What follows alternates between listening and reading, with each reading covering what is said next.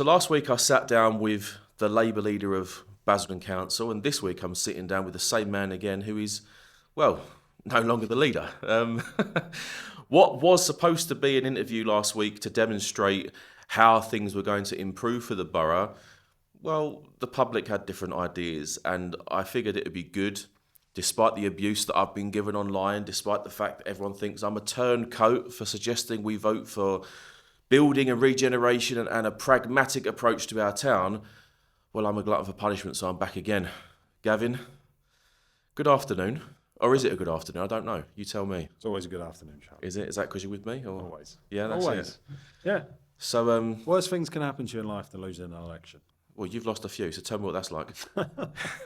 Technically, I've never lost the Basildon Council election, but we were thrown out last week. So, yeah, I mean, look, it was a very, very bruising night. I can't lie to you. But I do also have to be honest, I saw it coming.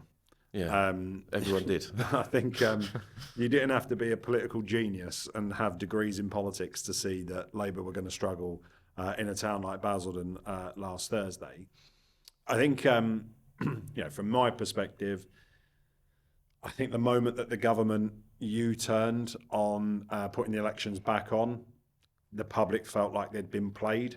I think, I stand by. There were very, very good reasons why the government was pursuing that policy, but it didn't back itself, and it U-turned on itself. And the moment that it did that, really and truly, it just put targets on the backs of every Labour councillor and candidate in the country, and we were there to be fired at, and we were. So that was a problem. And look, elections teach you things, right? And I have made it a referendum on the regeneration of Basildon Town Centre, and I have to accept that I didn't make that case strongly enough. Not enough people bought into that. Not enough people were willing to say that the progress they were seeing locally outweighed any dissatisfaction or disapproval they may have with what Labour were doing nationally. And I have to take my medicine on that, and I have to accept that when it comes to regeneration and when it comes to Basildon changing its fate and fortune, maybe some things are just not meant to be. I wouldn't take such a defeatist approach, because I don't think that people were completely against regeneration, but the national picture will obviously hurt you in these local elections, and that they always do. And I think historically I've always questioned why that is, but they did. I want to touch on something that you mentioned at the beginning there, which is about the cancelled elections, because I did get some criticism for not asking you about that last week, and I probably should have done. So why do you think it was a good idea to have the locals cancelled? And many people level a criticism at your door, and other people in your party, even some of the independents like Kerry Smith, they will say, you guys tried to take away our right to vote. How do you reconcile that? Yeah, so there's different parts to it. I think it's really uncomfortable to be put in a position where you're being asked to make a representation to government and answer a series of questions that you're being asked by the government, mandatory questions, you have to answer them, where they are asking you whether or not your organisation has the capacity to deliver elections and the aftermath of them, whilst at the same time delivering the biggest reorganisation in 52 years that Essex has ever seen in terms of its local government. The answer to that question was no. And the truth is that we spent the whole of 2025 pretty much. I don't think there was a day or a week in 2025 that went past where I was not in a meeting or in more than one meeting about local government reorganisation. It was the thing that dominated, right? Putting together the proposals, the business plans, evaluating what the county council was doing, all of those sorts of stuff. And we did it, and we all worked very well together, cross-party, across the county of Essex. Since the 6th of February, when the elections got put back on, I don't think I've spoken about local government reorganisation. So no decisions have been taken, nothing has happened on that. It's basically stalled and gone nowhere. Now, bearing in mind, we're due to have the elections to those new councils in 12 months' time, less than 12 months' time now. We've lost a lot of capacity and a lot of time. The other reason that I was trying to explain to government is, You will be surprised in Whitehall how few people really understand elections in thirds. And we might get into this in a little while, but essentially my argument to the government was, you are going to create councils that are in constant states of paralysis because the arithmetic just does not add up. No one can get to a majority, and the whole thing is going to fall apart when no one can go and make a decision, and you can't build consensus. So for all of those reasons, I agreed with what the government was seeking to do. I happen to think, I heard two things really loudly and clearly from the public. They are annoyed about the government. So when I hear the government and I hear MPs and the Prime Minister say, people voted for change, we're not delivering it quickly enough. Right? All of that is true, but you have to articulate what the change is. And I'm not convinced that the Labour Party nationally has really done that. So I don't think that Joe Public in Basildon expect government to solve all of their problems, right? I think what they expect is a fair deal. And when you come out of your house and you see that the grass is only being cut 3 times a year and it looks a mess. Like I was in Ethiopia for work last year. Their roads and their pavements were better in Ethiopia than they were in Friends. Right, that is the truth of it. As I'm knocking on doors and walking around, and I am looking at the absolute carnage that we are classing as pavements. Now, my frustration about all of that, as I constantly try to tell people on social media, is Basildon Council is not responsible for pavements and potholes. If we were, they would not look like that. We would be investing in fixing them. Local government reorganisation, abolishing Essex County Council and creating unitary authorities, that is the silver bullet. That is the key to fixing those fundamental problems that people were telling us. Pride in place, right? The problem with the government and the problem that I faced is that, I got £40 million out of the government for Craylands and for the 5 links and for Chalverdon, but I can't access any of that money till the 1st of April 2027. The problem with local government reorganisation is, at the earliest, it doesn't take over till 2028. And the public was sitting there saying, look at the state of where I'm living. And I'm saying, I have a plan. I'm abolishing the county. We're going into LGR. We've got the pride of place money. This is what we're going to fix. And they were sat there going, 2 years in, Gav. Don't believe you. So we might as well roll the dice, bet against the house, and see if the other lot can come and do something about it. So the diagnosis and the cure is actually correct from the government. They recognise that we have to be investing in pride of place. We have to be taking care of those basics. We have to be fixing the potholes in the pavements. The problem is they've given you a prescription, but you've been told by the pharmacy you can't pick it up for 2 years. And that is a problem. But that doesn't really explain why the elections were put off or planned to be put off. It was to create that space for local government reorganisation to happen. We've got 10,000 members of staff across Essex. We have got 15 different organisations that are FTSE 250 companies. If you were in the private sector and you were merging 15 companies down to 5, you wouldn't change the board halfway through that merger. You wouldn't get rid. Okay, fair enough. But then some people might say, well, if that's the case, pause my council tax for a couple of years and crack on once you got it sorted out. What did I do in Basildon? You froze it, but they're still paying it, and ultimately, Yeah, but people are still getting services from their council. I mean, their bins are still being picked up. Oh well, whoop-de-doo.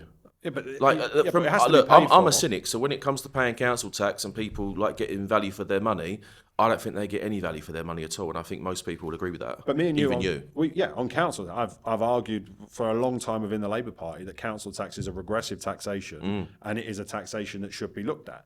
I also think that councils should be given precepts to enable us to raise council tax to pay for specific projects. So, for example, London were able to levy a precept to pay for the Olympic Games. If you're doing a big regeneration project, I think you should be able to levy a precept, ring-fence that money just to be spent on that particular thing. So was that your modus operandi for getting investors into Basildon Town Centre regeneration? Because I know you didn't get money from the government specifically for that, but was the Olympic framework what you kind of went in with to say, have a look at us? Well, not really, because in terms of tax, we have no power. The only power I have as a district council is whether to raise it, freeze it, or lower it, right? They're the only 3 options that I have. What I'm suggesting to you is that I think the government could be more flexible when it comes to council tax. I think, whether council tax is even the right words now to be using. Do you know what I mean? It's about community. It's about what we're trying to achieve locally.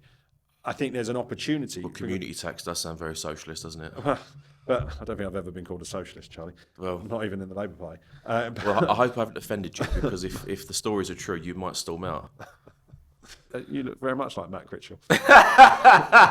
Let's hope I don't sound like him. Well, it was when he was doubled over, gasping for air because he had to run 5 yards, apparently, chasing me out of the room. But we can talk about that in a minute. My view on the elections was, you have to create the space and capacity. You have to keep the board at the table in order for them to carry on with the relationships to get this over the line, knowing also that in less than 12 months' time, we are going to have the biggest set of council elections in the recent history of Essex. So, everybody's going to get a say. Everybody's going to get to vote. So, in my opinion, everyone who got elected last Thursday, they're there for 2 years. Right? By the end of this calendar year, when the structural change order gets laid before Parliament, actually the leader of Basildon Council's powers are going to start to tail off and diminish. So, was this worth it? Is this a good use of taxpayer money? If the powers of the council leader were to diminish, does that include you? It would have done, yeah. Yeah.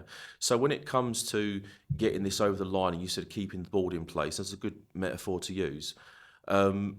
How do you think the board, as it were, are going to respond to the election result? Because from my perspective, I predicted this from day one, the only way, and I think you predicted the same thing, is the only way for that council to function now is with a Tory Reform coalition, which makes no sense to me, because if you vote Reform, you don't want Tory, but you're going to get Tory now anyway. How will the board look at that arrangement, do you think? Well, look, that's interesting, right? Let's just talk through those results, because there were a lot of different competing stories in that election, right? So, to give you an example, on election day itself, we were walking around, going into polling stations, asking the clerks for turnout figures, right? Every candidate, every political party does that. So you start to get a sense of what's happening. By mid-morning, turnout was higher in most polling stations than it is at the end of the day. Right? So we knew from about 10, 11 o'clock in the morning that we were on for a hiding, that turnout was going to be phenomenally high. And that's what's happened, right? So we have generationally high turnout in a local election. Normally in my ward in St Martin's, if it got above 20%, it would be doing well. This year it was at 32%. Right? So that in itself is a sign of how sort of energised the electorate was in this election. The other side you'd look at it, in my view, is I'd look at my 3 wards around Basildon Town Centre, Lee Chapel, North Friends and St Martin's. Despite how terrible life has been for the Labour Party nationally, despite the absolute kicking and the drubbing that we were getting across the board, more people went out and voted Labour this year than did in 2024, when we were at the height of our popularity and 10 points ahead in the polls. I don't think you were popular in 2024, but okay. We were ahead in the polls nationally. Yeah. Right? But my point is, we won 18 seats on Basildon Council that night and all the rest of it. We saw more people voting Labour this year when we are at our lowest ebb than we did 2 years ago. Now, does that tell you a story about people's view and their faith in the regeneration? Potentially, right? It also is interesting to see what happened to the Conservative vote, because I've seen over the weekend Conservative colleagues taking victory laps. I've seen them having celebratory photos at the Sporting Village. Pathetic. They got absolutely battered in these sets of elections. 2 years ago, they had all of the seats in Langdon, all of the seats in Pitsea South East. They had seats in St Martin's. They had seats in Langdon Hills. They had seats all across Wickford. They finished third and below in every single seat south of the 127. They were finishing behind the Greens in some of the seats. In Wickford, they didn't win anything, and they lost a seat in Wickford. They hung on in Billericay, but that's what they did. They hung on. So I've seen them try and make out that this was some kind of massive victory for the Conservative Party. It is a perverse consequence of the elections in thirds that 9 in 10 voters south of the 127 went out in a generationally high turnout election, voted for anyone but the Conservatives, and are now going to end up with a Conservative council leading them. Yeah, no, I totally agree with that. But do you think that the people turned out in their droves because Reform UK have led such a successful campaign? I personally don't. Look, from a strategic perspective, from that point of view, I think that focusing on a national problem, Keir Starmer in their view, has benefited them massively. But I don't like it because it doesn't show you anything that goes on locally. So when you read online, you see the leaflets, and I've got a few that I've looked over. It's vote for Reform, get rid of Starmer. That was the general mantra of the whole local election campaign. And my view on that is, okay, let's presume that Keir Starmer does lose his job and he's going to be replaced. That for me is the issue. As someone on the right wing, you've got rid of Starmer. Okay, now what? Oh, well, you're going to give it to Angela Rayner, or you're going to give it to who's the health minister, Wes Streeting, or you're going to give it to an outlier like David Lammy, or anyone. Anyone can throw their hat in the ring, I'm sure, right? Then what? Well, we got rid of Starmer. Okay, now what are you going to do? Well, we might reduce council tax. You said that last time and you upped it. I think on average, Reform UK up council tax by about 4% across the board. I think a council in Worcester, 9%. 9%. And you'll hear Reform UK saying, oh, well, Nigel didn't say that. That wasn't what was said. That's not how we launched the last local campaign. Yes, it is. But you cannot then come in this time and say, right, our whole local campaign is to get rid of Keir Starmer, because you haven't changed the government. You've still got Labour for a few more years. Don't know if people need to get that through or not, but this local election doesn't change that. So when I look at this stuff, I think it resonates because people don't like Keir Starmer. I don't like Keir Starmer.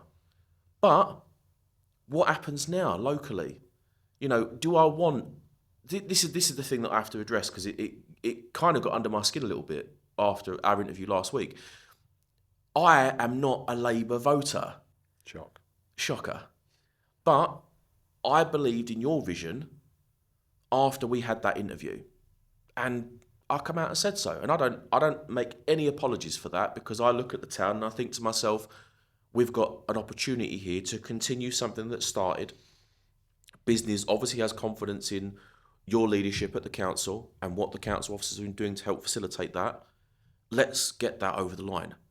Now, you've got a guy who goes online every day from the back of his shop, it looks like, just to say, vote for change and the good times are coming back. And, I remember one point in the campaign, he was filming buskers outside Primark saying that Reform had brung music back to Basildon Town Centre. I'm thinking to myself, mate, people have got some real issues here. And, look, if Sam Journet actually forms a part of this new administration in a big way, I hope he does well. I hope he proves me wrong. I hope that he does come through with something. But from what I've seen in the last 12 months, I mean, who's he going to have a go at now? Because now it's on him. Now it's on them to actually follow through on, we're going to be the change. Well, tell me, I've not seen your proposal yet, and I'm still waiting. Yeah, I mean, look, I think Labour are in a dangerous situation nationally, right? In the sense that if Starmer is forced out, whether that's this week, whether that is in a month's time, whether that's in 3 months' time, you're then in a situation where what happens in the local elections 2027, if Reform run a campaign saying vote Reform, get Streeting out, Yeah. vote Reform, get Rayner out, Yeah. vote Reform, get Burnham out, Yeah. right? That it becomes a thing of every year leading up to the general election until 2029, it's vote Reform, get Labour out, right? That will be the campaign plan for the next 3 years. So from a Labour Party strategist's point of view, you have to sit there and think through, is that the smartest move to kind of show him a win, right? And I suspect that there will be lots of people and lots of Labour MPs who are perhaps sympathetic to the idea that a change might be needed, that this phase in the project might be over and there needs to be a new leader. That's not where I am, but that might be where they are thinking, that are now going to sit there and go, we can't do it because of what Farage has done and what Reform have done. So that's point number one. I think point number two, I'm a political geek, right? I travel all around the world going to elections. I've campaigned in different countries. I've campaigned in different parts of the country. I take my hat off to Reform. What they did was absolute genius. They put 4 direct mails through the post, we'll have to figure out how they've paid for that, but they've put 4 direct mails through the post. Probably crypto billionaire from Hong Kong has probably funded it, right? But they've done that, and they've put out these absolutely dreadful A5 leaflets through people's doors.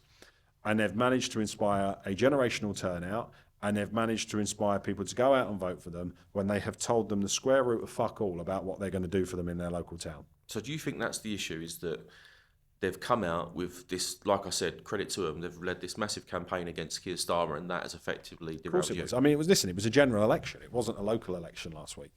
That's how this whole thing was framed and phrased. And I spoke to so many people on polling day. And when you're in these campaigns, you hear that I'm always really skeptical of data, right? Because I'm 6'1", I'm wide as a door frame. If I stand on your doorstep and I say you're going to vote for me, 9 times out of 10, people turn around and say, "Yeah, I probably am," to be honest, right?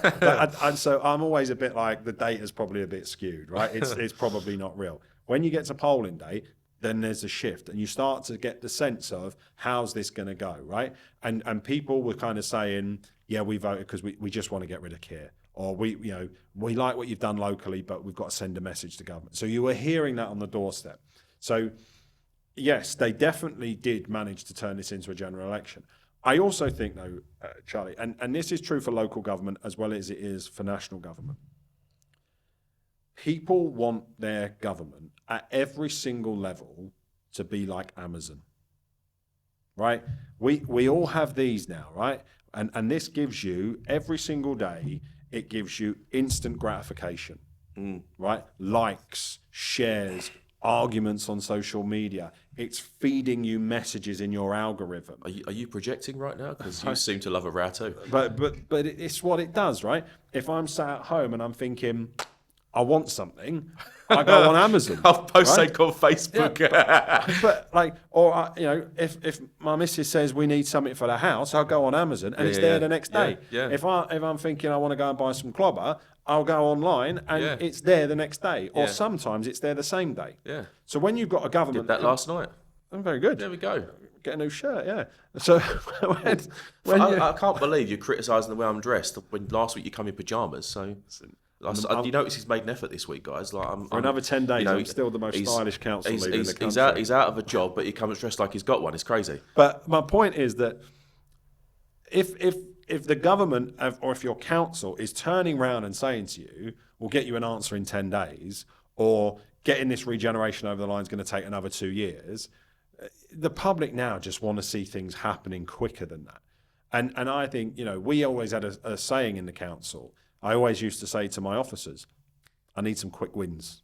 I need quick wins. So what have you got for me that's a quick win that we can go out to? Can you change what we're spending here, put it in there, get some comms out on that, let's get the quick wins. This government hasn't done that. This government almost appears to be a bit harsh and unkind in its treatment of people, whether that's the winter fuel allowance, whether that's the way we're treating businesses, that kind of stuff. It feels very harsh. So I think we need to change up some of that, but we have to respect where the voters are. I would all just say this as well, right? Governing at any level is really hard work, right? Getting things done and delivered is really, really hard work. You need those officers on your side. You need them going into work energized, motivated, ready to come into your office to say, we're looking to do this, we're looking to do that, working with their cabinet members, right? The way some of them have been treated over the course of the last 12 months, I think there's a real repairing of relations that's going to have to go on there, right? The other thing that I would say is, if you're Reform UK, you have set expectations sky high. I mean, you've heard it, I've heard it. These bearded incels walking around on social media. Why do you keep calling him that? Delivering change. Why do you keep saying that? Because it's true. I mean, look into these people. Do your due diligence. Well, I don't really care if he's having sex or not. Oh, I'm not getting into that. But that's what an incel is. Also, their views towards women is very difficult. And if you look at the way in which women have been treated by a Reform UK councillor over the course of the last 9 months. It falls well below Do you acceptable know what? That's standards. something that I found quite intriguing, actually. Now you've mentioned it, I want to go back into the campaign result and things that led up to Reform stealing a lot of seats. Sarah Stealing. They didn't Shields. steal seats; they won seats. Well, I call it a steal because it's, they voted on nothing. Look, if people want to vote for this pie in the sky Just dream, want to be that, really clear. I'm not Donald Trump. I am not saying that this election was stolen or rigged. We lost fair and square. well, I don't care what you call me, obviously, because I get called a fat cunt every day on Facebook, so I don't really care. The point is that the point I'm trying to get to is that Sarah Shields, she left Reform because she claimed she was being bullied by Sam Journet. She was, yeah. You managed to put that out on one of your own campaign leaflets, which some people thought was a little bit off. They felt like there was some sort of foul play there. Why did she come to you and give you that statement and permission to print that? Well, listen, Sarah isn't here to talk about to defend herself or to put her side of the story across. All I can say is I said to you before, I will work with any councillor from any political party who's in it for the right reasons and wants to do a good job. And so from very early on with Sarah, I've worked with her, helped her, and been my door has been open to casework issues and all that sort of stuff. It has become increasingly apparent to myself, to the chief executive, that the behaviour towards her, her visibly upset, crying in council meetings, leaving council meetings early. I think the last 4 full council meetings that she was involved in, she either had to leave halfway through or she didn't turn up at all because of the relationship. She ended up moving seats because she didn't want to sit next to Sam in the chamber because of abuse that was coming her way. I don't care what political party you are, right? If that's happening, that's wrong. If you don't feel comfortable, safe to be able to exercise your democratic rights as an elected official, then that isn't acceptable behaviour. I know Sarah did go to Reform UK to make a complaint. It was ignored and she was deselected.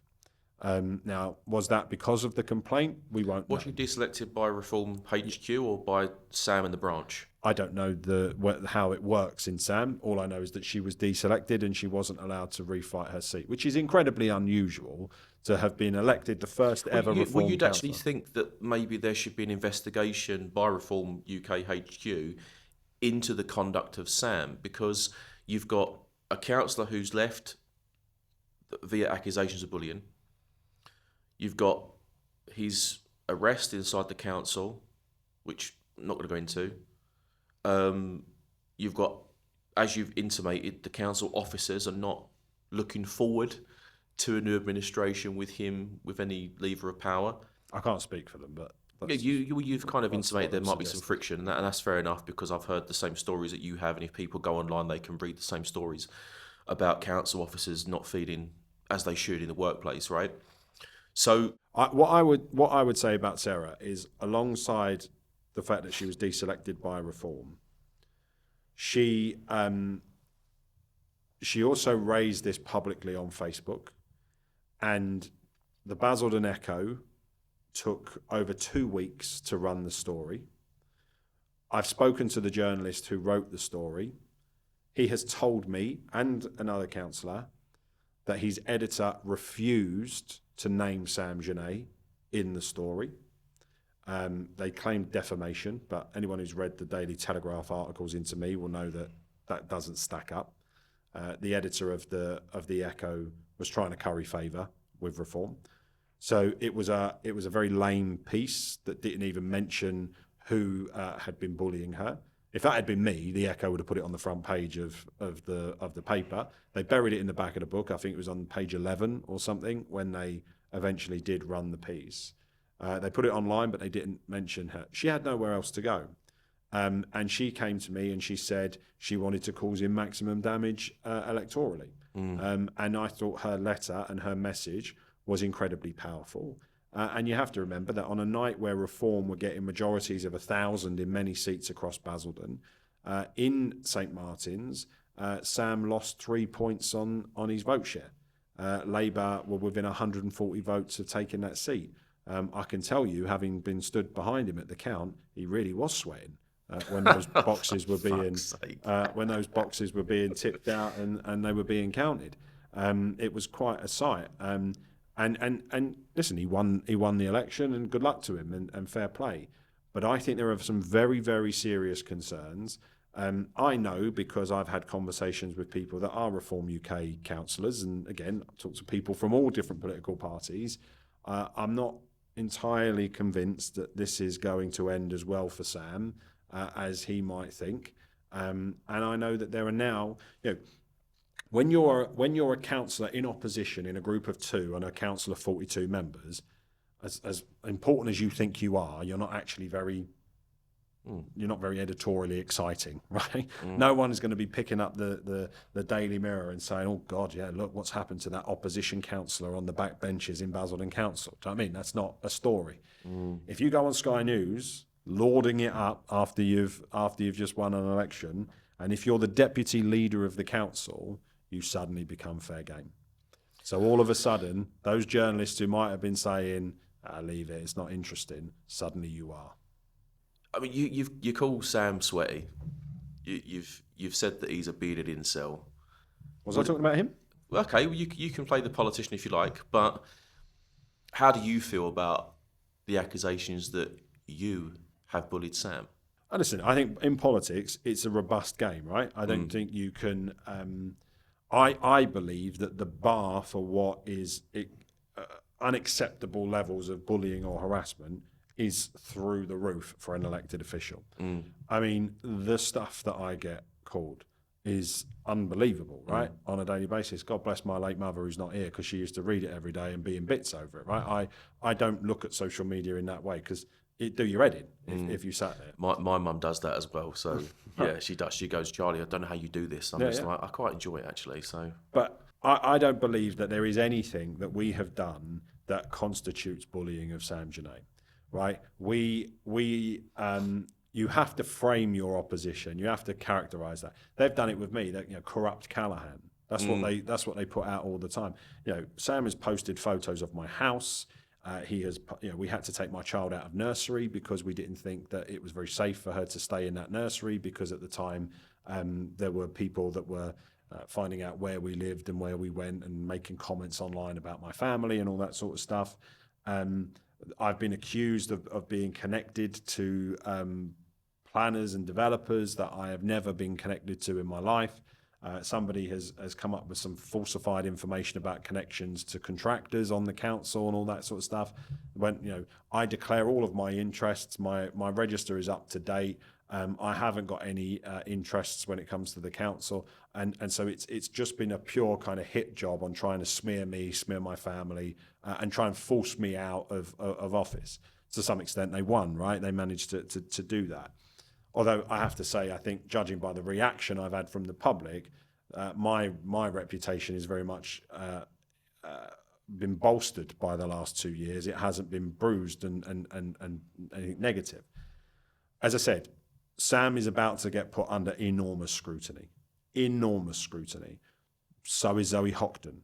So is John Peters. So is Darren Gardner. So are all of these other people. Every skeleton they've got in their closet, they are about to be revealed, right? And I can assure you of that. And that's not threatening.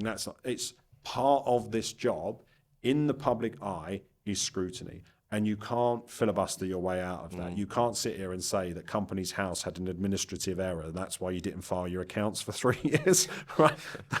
That shit just isn't going to fly, right? You are going to be held to account. They will be looking at your HMRC. They'll be looking at all of those things, right? National journalists are going to start really going after them for this stuff. So that's part and parcel of accountability. Now, what I would say is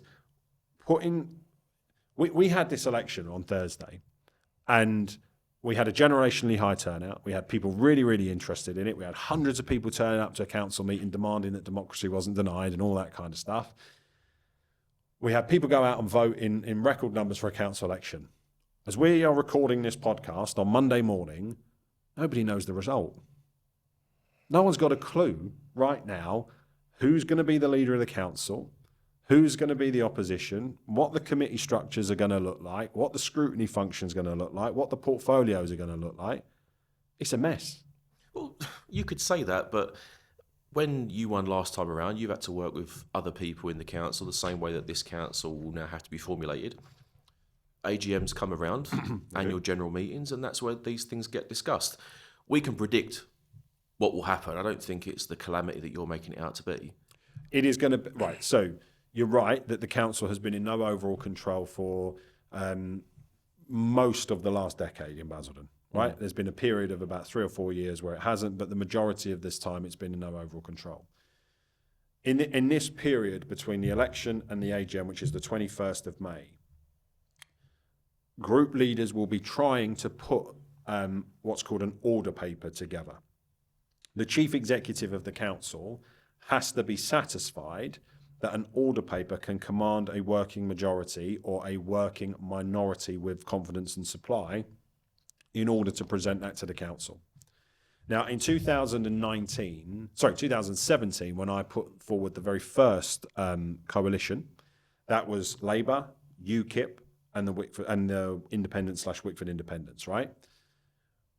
It was slightly different because we were in the committee system, so we were going to be voting in the committee system anyway, so the Tories were always going to be outvoted. But we knew each other. So in 2017, that was the county council election, so it was a fallow year. So I'd had 12 months from 2016 to 2017 to get to know the characters of the UKIPers. And me and Kerry didn't get on for a long time, but me and Kerry kind of started speaking. David Harrison, the late David Harrison, God rest his soul, we would be chatting as well. In 2019, again, I knew all of the characters that were involved in putting this together. And what I mean by that is, you've got to understand a bit about their politics, a bit about how they're thinking, what's their views on planning, right? Are they pro-house building, or are they never going to build a brick anywhere in the borough? Are they pro-regeneration? Are they anti it? Are they big on environment, nature, climate change? Right, you get all of that kind of different mix in there. Are people, really focused on law and order? And you say, right, you have to balance all of that up into your thinking about how you're going to structure this deal and put it all together. In 2019, I think I had 14 seats, Kerry had 6, and the Wickford Independents had 3. So we had 23 seats between us. I had to give 50% of what were cabinet roles. I had to give 50% of them away in order to keep them at the table. I had 14 councillors. What is happening now at the council is that we are trying to work out who can command a majority. So it's true that I can get 18 councillors to put their hands up on the 21st of May to say we want Gavin Callaghan to remain as leader. Right, that is true. But I am 3 short of a working majority to be able to do that. I also have to accept that not a single ward voted for me to carry on as leader last week. I have to take my medicine on that, and I have to accept that democracy has spoken and people don't want me to be the leader of the council. Okay? So I accept that. In this configuration, that's where we are. Andy Barnes, therefore, as the leader of the Conservative group, and Sam Journet as the leader of the Reform group, are going to have to try and hammer out a deal. And as I said, at the count on Thursday night, it's not just that the Tories don't know anything about the Reform coalition partners. The Reform councillors, candidates, now councillors, were introducing themselves to each other because they too had not ever met each other. You mean Reform were introducing each other to Reform? Yeah. Right, okay. So candidates perhaps from the Wickford and Rayleigh branch who had won seats in Wickford North or in Wickford Park perhaps don't have anything to do with the South Basildon and East Thurrock branch, so were introducing themselves to the Langdon Hills candidates so that they were having conversations. So they don't even know each other. So you've now got 11 of these Reform councillors coming together, apparently to stop the boats, but we haven't got any shorelines in Basildon, so I'm not entirely sure how we're doing that. But they're kind of coming together to work together. And bearing in mind that in many of my wards, like Lee Chapel North, like Freelands, like St Martin's, like Pitsea North West, the Conservative Party have been hugely rejected in this election, right? 9 out of 10 votes in their wards were against the Conservative Party. But now those councillors are going to be asked to put their hands up to vote for the Billericay Tories to be back in control of Basildon Council. Are they going to do that? Are they going to feel comfortable doing that? are their residents going to be on their case immediately saying, well, hang on a minute, I voted for you because you said you would change, and you've now gone and put the Billericay Tories back in charge. So I think that in this negotiation that will be taking place, you have to have parity. Okay, so let's elaborate on that point just for a moment, because you actually said in your preamble to the question that I asked you was that you worked in coalition with UKIP and other independents. When people voted for Labour, they didn't vote for UKIP. So do you accept that because of elections in thirds and because of the fact that you can never get a working majority because of that system, that you have to make alliances that you don't really want to have to make? Yes, I think that's true, but I think you therefore have to be honest with the public about that. So everybody has always known on the 3 occasions that I've led the council that in order for me to be the leader of the council, I have to work in partnership with the independents, right? I've never read that on your leaflets. Well, I've said it. I do Facebook Lives on a weekly basis. I've made it really clear. All right, well, let's pretend I'm a caveman and I'm waiting for posts. I don't know that. If you look at every time I've been the leader of the council, I have been in coalition with the independents every single time. Right? I'm just asking you to be consistent in your point. Well, I can't be more consistent than every single time I've been the leader of the council, and whenever I've gone to the public. You don't campaign on a coalition. You campaign on Vote Labour. You don't campaign to say vote for me and Kerry. You vote to vote for me. Yeah, that's true in the wards that we're targeting, but you also have the fact that when we're really clear that you wake up on Friday morning, as I said, and you either have the Billericay and Reform, Billericay Tories and Reform, or you have Labour and the Independents leading your council. We made that abundantly clear in this election campaign. The Tories and Reform both kept saying that that wasn't true. Even on polling day, that stood next to one of our canvassers on the doorstep when one of the voters was saying, I'm going to vote Reform nationally. I want Nigel Farage to be Prime Minister.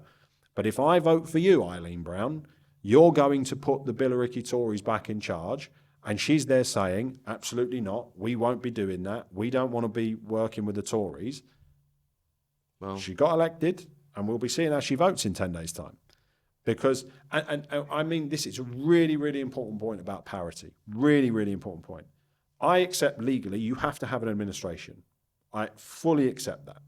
Which is why I made the statement I made on Sunday, where I was really clear with the public. I accept that Labour cannot form an administration. I haven't resigned, right? It's like saying... Do you know, I've had messages about that from people around the country involved in political commentary saying, oh, how do you feel about Gavin resigning after your interview? I'm like, that he hasn't resigned. He's accepting the reality that he can't control the council. Resign as Prime Minister? I mean, no, he was beaten. Mathematically, he couldn't form a government, so he had to leave Downing Street. Yeah. I mathematically can't form an administration, so I'm going to have to leave the leader's office in Basildon Council. I haven't resigned. It's just a statement of fact about how this process works. All right, let me put something to you in... Sorry, but let me finish this point, right? Because this is critically important. If Reform UK allow the Conservatives to take every single cabinet position and control the executive, and they just take the chairs of committees like planning and licensing and all of them, that is a massive sellout. And they will have been played like a fiddle. But what about the bedfellows argument that I just made? The unusual alliances, the people you want to work with, that you have to work with, that you don't want to work with. Do Reform UK just have to accept that this is going to be the reality? And well, look, Reform and the Tories are two cheeks of the same arse, right? I agree. There's barely anything between them in terms of their politics now, especially in Basildon with the way that Andy Barnes and Phil Turner and others have approached the last sort of 6 to 9 months. I believe a lot of Conservatives, moderate Conservatives, are disgusted at that, which is why you saw their vote collapse in everywhere bar Billericay last week. But my point is this. If you are promising change, if you've won 11 out of 14 seats promising change, and it's within your power and within your gift to be delivering that change as the kingmakers, you have to get the deputy leadership of the council, you have to take 5 out of the 10 cabinet roles, and you have to take 50% of the chairmanships of the regulatory and scrutiny functions. If you don't do that, you have given away the chance for change that people voted for. And the Tories are going to have to swallow that. And they are going to have to say, if we want to be back in charge, we are going to have to give 50% of these positions away to Reform. This is not like in 2024, when I was on 18 and I was only 4 seats away from a majority, and we had 11 independent councillors across the Wickford Independents and Kerry's team as well. I needed 4 seats, so therefore it was always going to be the case that Labour had more seats in cabinet than the Independents, and the Wickford Independents didn't want to be in the cabinet, but they got overview and scrutiny, and we kind of gave it. We're not there, right? Me, the Tories, Reform, we are individually miles away from a majority in electoral math terms here. So therefore, whatever happens, there has to be parity. And the point I would make about this is, I refuse to accept that Basildon Council was a broken council. I refuse to accept that Basildon was broken as a borough. And I refuse to accept that I led a council that was chaotic, dysfunctional, and the rest of it. You don't get £172 million of private sector investment if your council's chaotic. You don't have a further £1.3 billion worth of investment on the table if your council's chaotic. You don't radically change a bin system, and which is a huge uplift and logistical nightmare, if your council's chaotic. You don't halve fly tipping in 2 years. You don't do all of those things that I achieved in 2 years if your council's chaotic. Andy Barnes allowed that impression. He allowed the chaos. He allowed the dysfunction. He made his bed very, very, very, very messily. And now he's got a lie in it.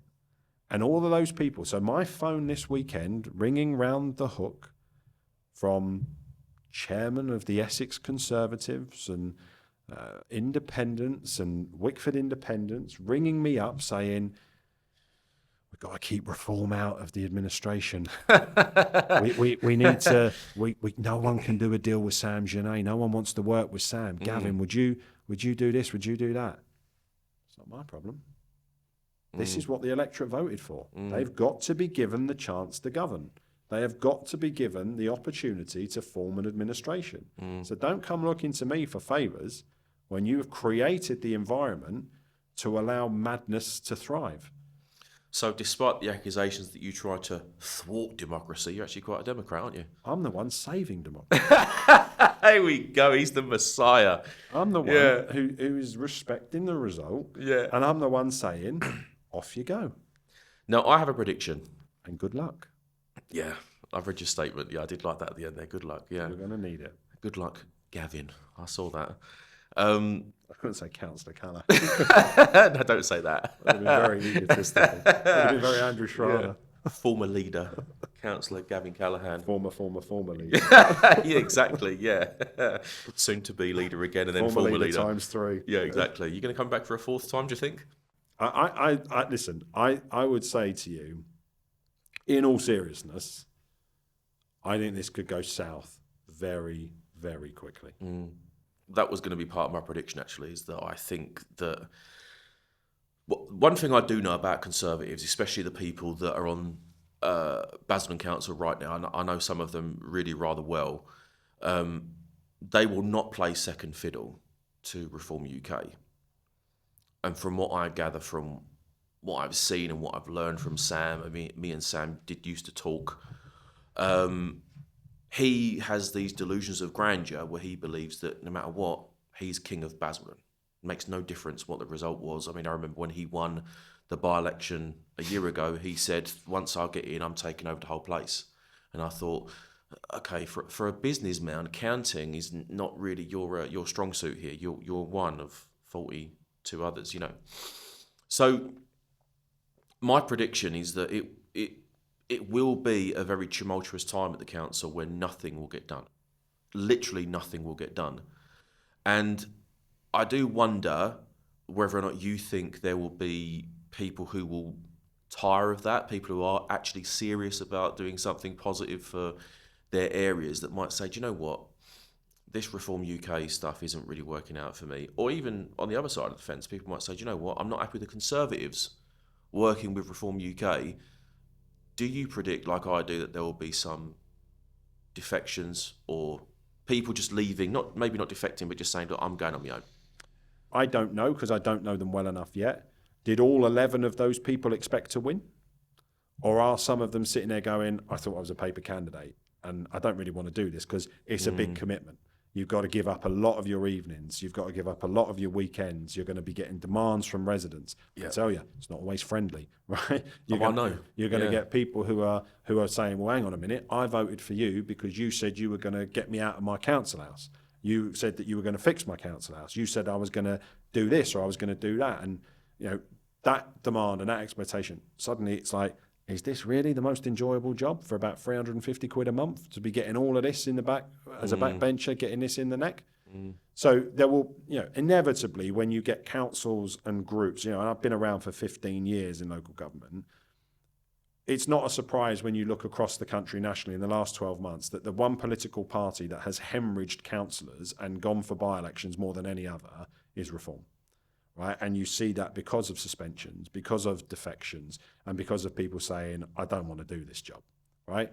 So do I think that group of 11 will stay the course? No, I don't. I think there will be natural attrition, and I think they will lose numbers. I also think that you're right. I think that there will be some people in that group who want to act like clowns and who want to make this whole thing about personality politics, blame me, blame the last administration for absolutely everything, whilst at the same time, again, this made me laugh last night when I put my statement out. Every year, the council has a budget deficit. Every year. And it has since 2010, right? Last year, we had a budget deficit of £2 million. This year, it is a budget deficit of £5.5 million. The year after, there's a budget deficit of £3 million. If you don't find the 5 this year, you've got to find the 8 million next year. That isn't me leaving a black hole. That is the reality that every year, whomever is administration, you have to find those savings. You have to find those cuts. Or you have to do what I was doing, and you have to increase your revenue. Okay. So you have to bring in more money to offset against that deficit. So if you buy the Eastgate stabilisation value, you start getting about £800,000 of profit coming in, right? So all of a sudden, your 5 million you've got to find is only 4.2 million that you've got to find, right? So that's where you've got to do the thinking. Now, all of that is in what's called the medium-term financial strategy, the MTFS. That is published every single quarter. It goes to overview and scrutiny every single quarter, and it was in the budget book in February.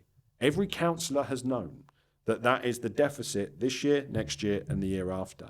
So they are going to have to make some savage decisions. If they're not going to go down my route of increasing revenues and commercialising and taking on debt in order to yield profit and to offset that way, bearing in mind, they have promised on the record to cut council tax by 5% Reform. The Tories promised a 1% cut. 5% is another £1 million, right? So it could be a £6.5 million budget gap this year if they're going to deliver on their promises. That group is going to be sat there going, and some of them are going to be like, do we want to close the George Hurd Centre? Is that really what we want to be doing? Do we want to go back to fortnightly bins? Is that really what we're doing? Well, I know that, I'm not going to say how I know this, but I do know that Sam Journet didn't even know the George Hurd Centre existed. Because, well, again, I can't go any further than that, but just take my word for it if you have any faith in me at all. But, he's not been there. But my point is, you have 11... That's his ward, by the way. Absolutely, yeah. I mean, so's the Eastgate. Yeah, sure. May or may not have an interest in that as well. But the point I'm making is that there are 11 Reform councillors for whom the rubber is about to hit the road.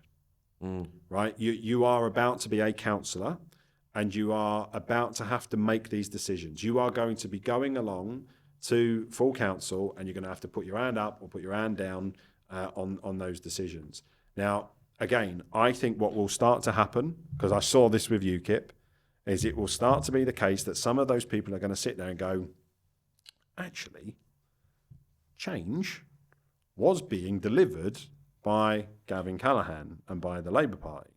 Actually, the regeneration the ideas he had that were all backed up by the economic analysis that he had done by Mott MacDonald and all these other people, that might have been a goer. So why were we against the arena? Why were we against acquiring the Eastgate? What is happening with all of those things now? They're going to have to balance up between, we might have said something before the election, but now we're going to change our mind on it and we're going to be in favour of it. Or we might have slagged Gavin off before, but now we're going to have to admit that he was right on certain things. So I'm going to be watching very, very closely. But I suspect that the 23 that they have at the moment, I can't see it being 23 for very long. And if you're a Conservative, and far be it from me to offer my brethren in the Tory party any advice. Oh, go on. I don't understand the logic. I honestly, if I was in their position a year out from the all-out elections with a £5.5 million budget gap this year, with Reform being a circus in Basildon with their leader, I think it's madness to even think about getting into bed with them. But they did. But then what do they do? Then if they don't, the chances of the Conservative Party forming any sort of alliance with you is a redundant argument. Reform UK, given the attack line they've had and given how vicious this last year has been between you and Sam, again, also redundant. They've got no choice, it seems. Well, they do, don't they? Well, what choice do they have? So Reform and the Tories together at this moment in time is a majority. That means that in terms of the proportionality on committees, the Tories and Reform will always have a majority. So on planning, as an example, they will have a majority. On licensing, on overview and scrutiny, they will have a majority. There are things that I can do that no one else in that council can do. For example, on things like the local plan. I have the ear of government. I have the ear of the Secretary of State. There are things I can do on planning numbers, on the speed at which a local plan has to be delivered. Equally, I have the ear of government to say, they're not being sensible, maybe we should do something else, right? How's that worked out? So, well, there is the local plan at the moment is progressing, it's going through. We see if it's got £40 million out of central government for Pride in place. We would have got a sizable grant for the arena as well. So all of those things are things that I can do. So if the Conservative Party had come to me at any point in the last 6 months and said, look, we're both going to get an absolute kick in here, but it's not going to be in any of our interests to promote reform and give them a platform and allow them to be front and centre. Is there something you can do for us on the local plan that might help in Billericay, that might help our constituents there? And in return, you and the independents carry on in administration on the executive, and we have to come to some sort of an agreement on the budget.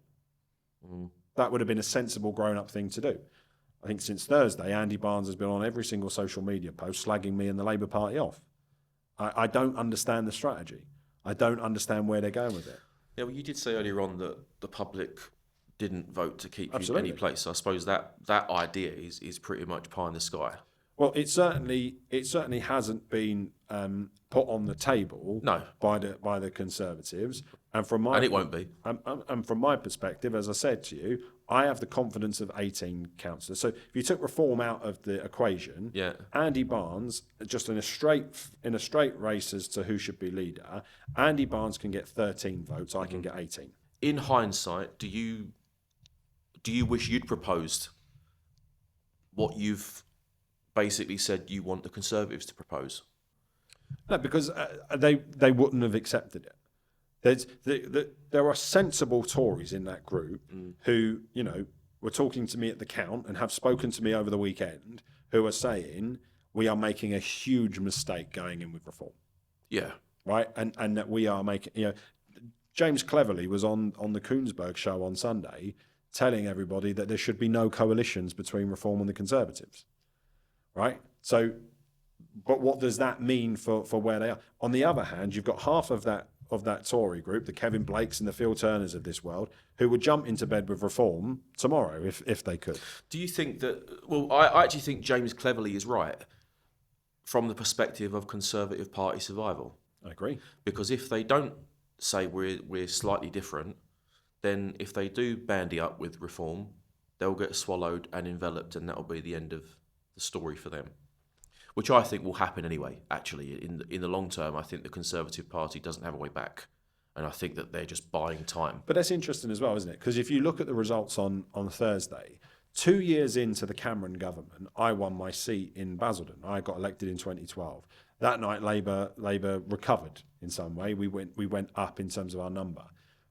Everyone's talking about Labour lost 1,400 seats on Thursday, right? Tony Blair lost 1,100 when in his 1999, so 2 years into that Blair government. It's not unusual for incumbent governments to get a kick in. I accept that we got historic losses in places like Wales and London and other areas, and that makes it worse. I get that. But the Tories lost 500, nearly 600 seats on Thursday. Right? Essex County Council has been obliterated. The leader of Essex County Council lost his seat, right? This was not a good night for the Conservatives, and I give you a clue, and I'll concede it wasn't because of the Labour Party. Right? No. Right? We were not the ones who were eating the Tory Party's lunch. It was Reform, and so this is what I mean, Charlie, about why I said in my post, good luck. Right? Because whatever you come up with in the next 10 days, you have to be so sure that's going to last for the next 2 years. And if I was Andy Barnes, and if I was in that Conservative group, I'd be sitting there going, Yeah, I wouldn't be happy either, to be fair. And I'd be thinking, really?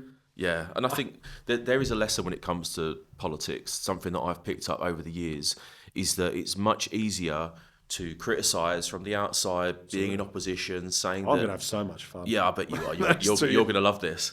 Saying that, they're shit and that's rubbish and they could do better and they're a scumbag, etc., they're corrupt, right? Easy to do that. Or their policies are wrong.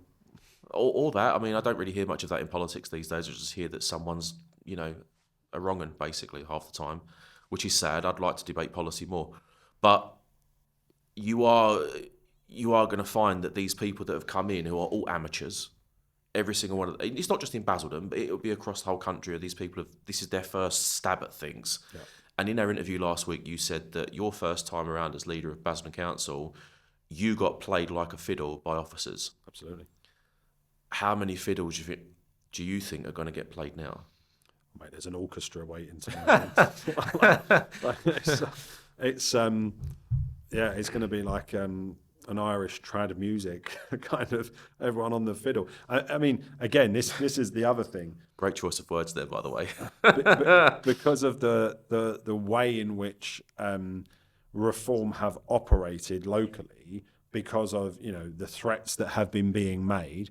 I mean, again, I sometimes think that councillors can be really naive about this. You asked me a question last week about, can I sack people as a councillor, right? The answer to that is no, right? We are not the head of paid service.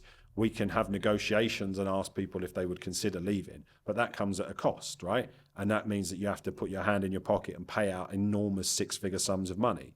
If I look, for example, at some of the comments online about the chief executive of the council, I mean, that is an employment tribunal waiting to happen. And because of some of those comments, Sam Journet and Phil Turner in particular, the chief executive will be taking wheelbarrows of cash out of that council in compensation for some of the stuff that has been said.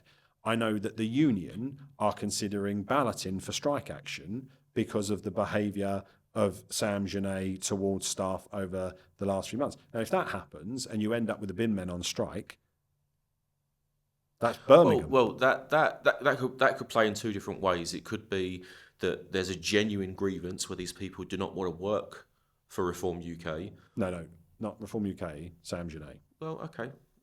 Potato. No, because officers will work for whomever is elected. They will be professional. But you're saying it's directly him. It's the way in which he is bullied. Well, he's the leader of their group, so forgive me for that. Sam Journet, right? They won't work for him.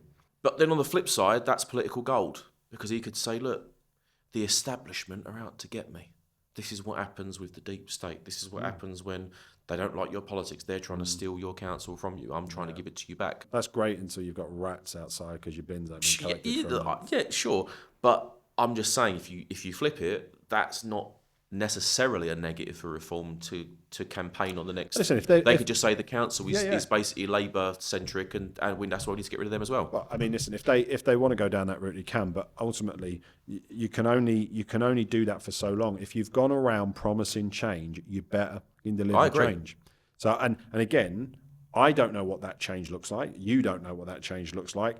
So all of a sudden, those people who've been elected as agents for change in reform are going to find themselves sitting there going, well, why is it that the motions at full council from Labour and the Independents are more revolutionary and are more kind of in tune with what our voters are saying than what we're getting out of the Tories? Yeah.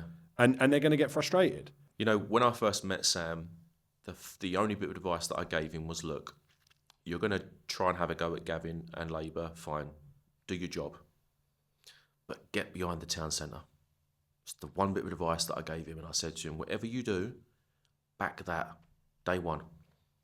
He didn't, and he doesn't want to, and we'll have to see if it pans out. What are you going to do now? Because, you know, this is your third time ending as council leader. I don't want to labour the point, no pun intended, that you've been kicked out for a third time and you keep coming back. First of all, do you want to come back as leader at some point? I'm assuming, knowing you the way I do, that you probably are thinking about that in the future again.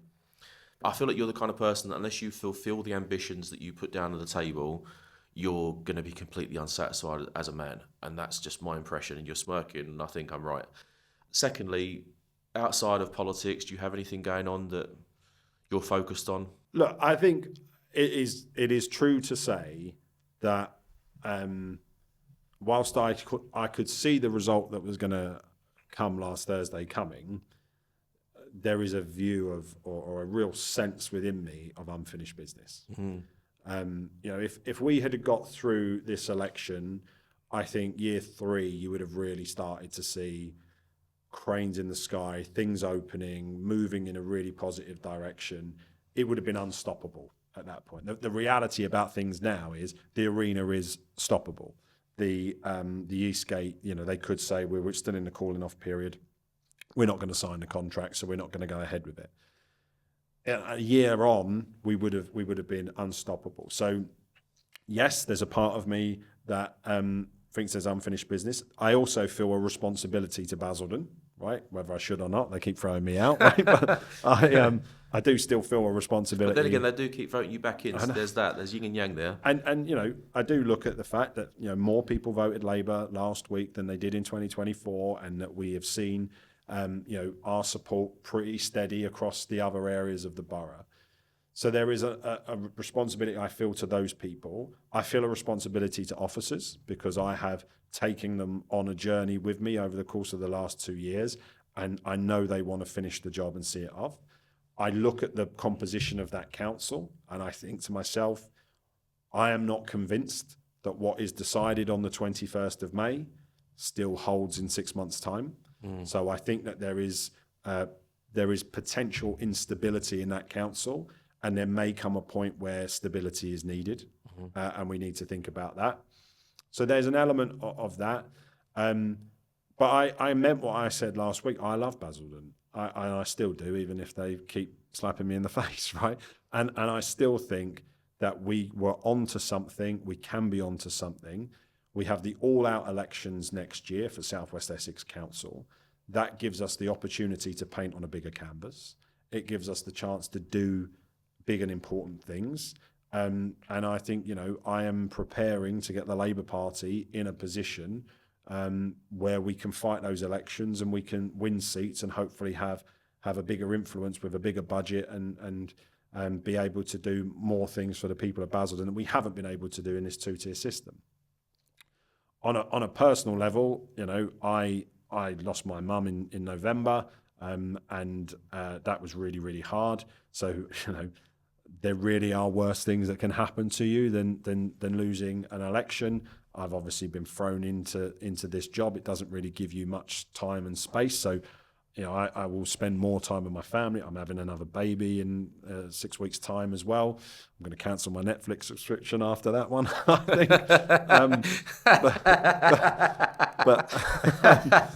but 3 children under the age of 3.5 is going to keep me busy. And I do a lot of work out of the country as well, or I was before I was doing this. I was in Ethiopia, I was in Sudan, I was in the Middle East, I was in Eastern Europe, working on helping politicians and political parties put coalitions together. Ironically, you couldn't write that. as to how you make it up. So if Andy wants to ring me, I've got some international experience that I might be able to pass on. But yeah, so I'll probably go back to picking up my passport and going off and doing a bit of that as well. But people are asking if I'm going to stand down as the leader of the council. I'm not going to, as a councillor, I'm not going to do that. I've got 2 years left as a councillor. Although I do think some people were quite surprised that I'm still a councillor. I think they thought I was going on Thursday. Yeah. But sadly for them, no, I'm still here for 2 years.